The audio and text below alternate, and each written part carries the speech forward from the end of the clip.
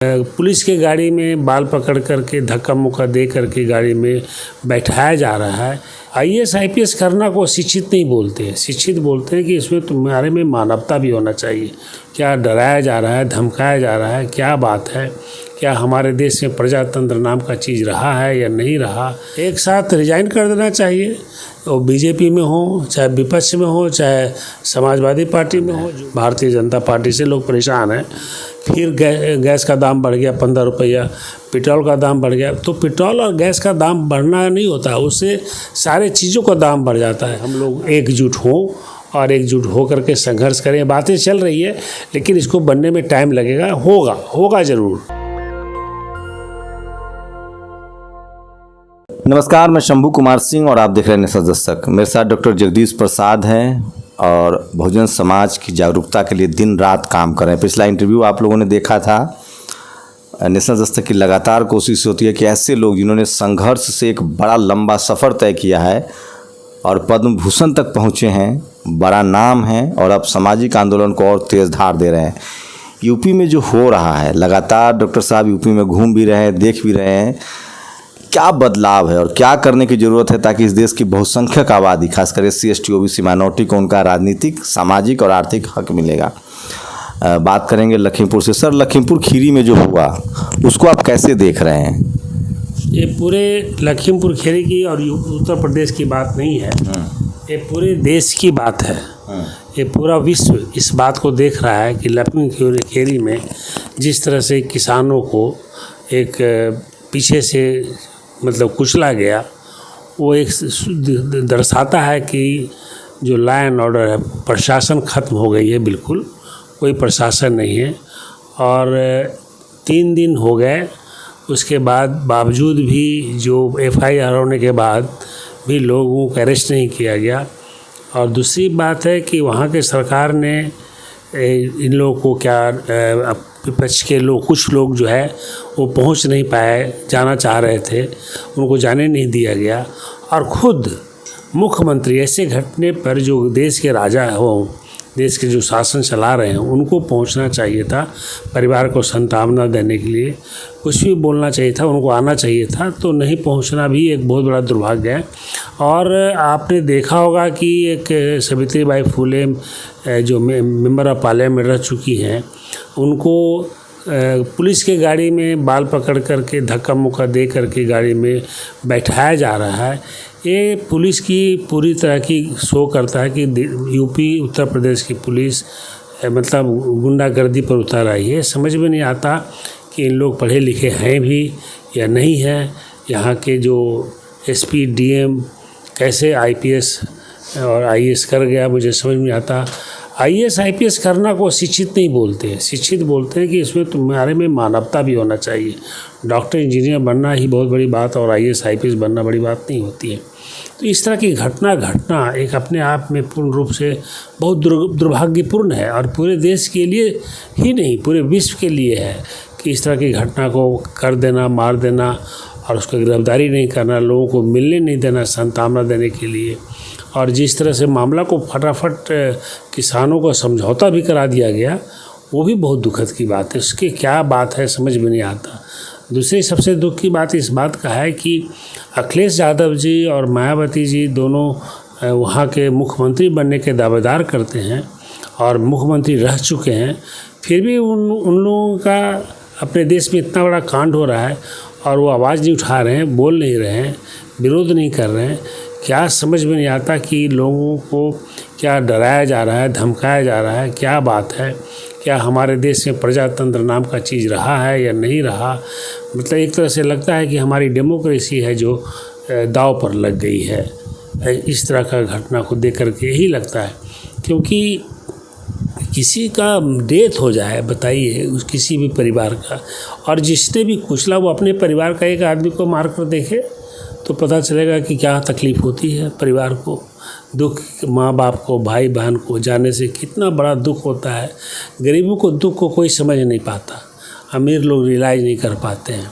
देखिए, मेरा कहना है कि पद कोई भी पद प्राप्त कर लेना बहुत बड़ी बात नहीं होती है। बात होती है कि आप कैसे मानव हैं, कितनी संवेदनशील हैं, उस तरह का। तो इस तरह का कोई भी सरकार चला रहा हो, वो सरकार चलाने लायक नहीं है, तभी ऐसा घटना घट रही है। लेकिन डॉक्टर साहब क्या कहेंगे, अखिलेश यादव भी निकले थे, मायावती जी ने भी कंडेम किया है, सोशल मीडिया पर सवाल है, टीवी अखबार जो है वो सरकार के साथ है, वो किसानों को ही दोषी ठहरा रही है। विरोध तो हो रहा है लेकिन विरोध की खबरें जो है वो नहीं बन पा रही है और वो नहीं पहुंच रहा है।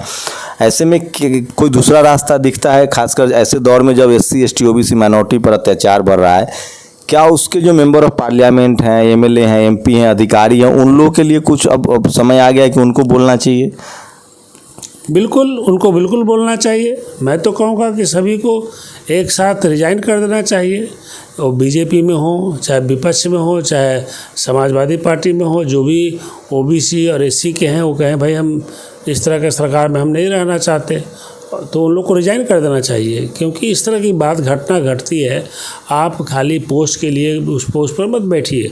आप में मानवता अगर है तो आपको एक्शन लेना पड़ेगा। आखिर में आप रिप्रेजेंट कर रहे हैं पिछड़े वंचित लोगों को, तो और आपका ना बोलना, आपके प्रशासन वाले नहीं ऐसी काम कर रही है, तो ऐसे प्रशासन के साथ आपका जुड़ा रहना भी आपको दोषी करार करता है। आप भी उसके उतने ही दोषी के भागीदार हैं जितने कोई प्रशासन दोषी का भागीदार है। तो आपको बोलना पड़ेगा, बोलना ही नहीं पड़ेगा, आपको एक्टिव होना पड़ेगा। आपको सभी जो अभी विधानसभा के जो सदस्य हैं उत्तर प्रदेश के, उनको सभी को आना चाहिए था उस जगह और जाके मिलना चाहता है। बहुत दुखद घटना है कि एक अनजान मतलब बैठे हुए लोगों को पीछे से धक्का दे करके कुचल देना। आप लगातार यूपी का दौरा कर रहे हैं, क्या दिख रहा है आपको? सामाजिक आंदोलन बढ़ा है, लोग एकजुट हो रहे हैं या चीज़ें बिगड़ी है? देखिए, सामाजिक दौरा हुआ है, उसमें एक चीज़ लग रही है कि लोग तो BJP से बहुत परेशान हैं, भारतीय जनता पार्टी से लोग परेशान हैं। क्यों परेशान है उसका कारण आप लोग सबको मालूम ही है कि महंगाई आकाश छू गई है। आज ही फिर गैस का दाम बढ़ गया 15 रुपया, पेट्रोल का दाम बढ़ गया। तो पेट्रोल और गैस का दाम बढ़ना नहीं होता, उससे सारे चीज़ों का दाम बढ़ जाता है। अभी दाल का जब 90 रुपया से 100 रुपया हो गया था तो यही पार्टी है BJP पार्टी हल्ला करती थी। अब देखिए दाल का रेट क्या हो गया, तेल का रेट क्या हो गया, किरासन तेल का रेट क्या हो गया। कोरोना में कितने उत्तर प्रदेश में डेथ हुए, अनगिनत हुए। वहाँ शिक्षा का पूरा अभाव है, स्वास्थ्य का पूरा अभाव है, अनएम्प्लॉयमेंट का इतना अभाव है कि नौजवानों को नौकरी नहीं मिल पाता। तो इस तरह की बातें से बहुत लोगों के मन में दुख है और लोग नहीं चाहते हैं कि सरकार हमारे उत्तर प्रदेश में दोबारा आए। लेकिन क्या है कि हमारे कहने का तो हम लोग दलित बैकवर्ड को शूद्र कहा जाता है, लेकिन ये पंडितों ने शूद्र को 1000 भाग में बांट दिया कि तुम लोग लड़ते रहो, तो इकट्ठा नहीं हो पा रहे हैं। ब्राह्मण देख लीजिए, क्षत्रिय देख लीजिए, वैश्य देख लीजिए, सब एक दूसरे में शादी करेगा। लेकिन शूद्र में देख लीजिए, कोई शेड्यूल कास्ट में देख लीजिए, कोई चमार है, कोई पासवान है, कोई धोबी है, कोई खटीक है, कोई पासी है, कोई कुछ है। अपर कास्ट में देख, इवन यादवों में देख लीजिए, 13 गोत्र बना दिया ब्राह्मणों ने, उसमें भी शादी नहीं होती। इवन कुर्मी में घमेला कुर्मी और क्या क्या कुर्मी होता है। तो इस तरह का बनाने वाला जो पंडित लोग बना दिया, उसको लोग खींच रहे हैं। जब तक इस मानसिकता से ख़त्म नहीं होगा, अगर सारे जिसको कहते हैं शूद्र बोलते हैं, पता नहीं शूद्र क्यों नाम दिया, ये मनु वो तभी रहता तो उसको लोग क्या करता।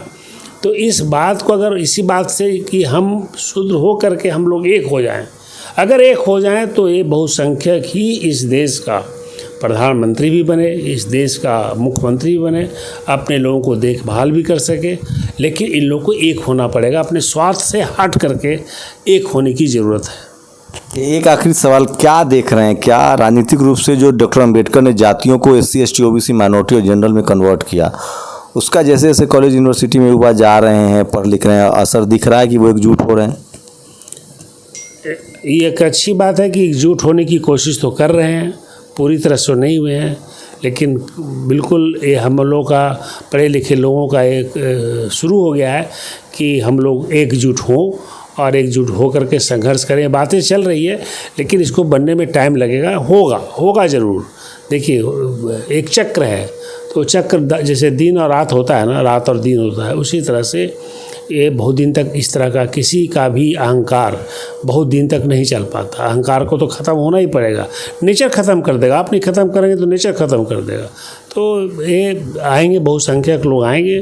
बहुसंख्यक लोग जब तक नहीं बनेंगे देश का राजा, देश का मंत्री, देश का प्रधानमंत्री नेतृत्व में, तब तक देश का हमको नहीं लगता कि गरीबों का, बैकवर्ड का, शेड्यूल कास्ट का, माइनॉरिटीज़ का उद्धार हो पाएगा। क्योंकि इन लोगों की मानसिकता इस तरह से है कि मतलब आप देखिए कि इतना बड़ा घटना घट गया और कोई देखने नहीं गया। देश का मुख्यमंत्री को पहले पहुंचना चाहिए था, राज्य के मुख्यमंत्री को पहले पहुंच करके परिवार से मिलना चाहिए था, परिवार को सांत्वना देना चाहिए था। वो नहीं गए, बड़ा दुख की बात है। लोगों को भी जाने नहीं दिए, ये भी बहुत दुख की बात है। तो सोचिए कि आपके जो, मैं बार बार कह रहा हूँ कि जातिवाद से आप तभी लड़ेंगे जब आप कॉलेज यूनिवर्सिटी तक पहुँचेंगे। जातिवाद इतना महीन है और जातिवाद का भ्रम इतना भ्रामक है, आपके दिमाग में धार्मिक रूप से इस तरह से वो बैठ गया है। आपके शोषण का एहसास आपको तभी होता है जब आप पद्म भूषण होते हैं। थे डॉक्टर जगदीश प्रसाद जो पद्म भूषण भी हैं और लगातार इन्होंने देश की सेवा की है और अब समाज की बीमारी का इलाज कर रहे हैं। पहले उन्होंने इस देश के दिल के मरीजों का इलाज किया है और अब समाज में जो अंधविश्वास है, कर्मकांड है, लाचारी है, बेबसी है, उसका इलाज कर रहे हैं। मेरी लगातार कोशिश होती है कि वो ऐसे तमाम लोग जो सामाजिक आंदोलन में अपना समय दे रहे हैं, जो सामाजिक आंदोलन को आगे बढ़ा रहे हैं और जो बाबा साहब के पे बैक टू सोसाइटी को मानते हैं, उसको अमल में ला रहे हैं, ऐसे लोगों से आपको रूबरू कराया जाए। आप लोग अपनी प्रतिक्रिया जरूर दीजिए। शुक्रिया। नेशनल दस्तक की आपसे गुजारिश है कि अगर इसको बचाना चाहते हैं तो नेशनल दस्तक को सब्सक्राइब करने के लिए रेड कलर के सब्सक्राइब बटन को दबाएं, फिर बेल आइकन की घंटी दबाएं। नेशनल दस्तक को बचाने के लिए बहुत ज़रूरी है कि हर खबर को शेयर करें, लाइक करें, कमेंट जरूर करें।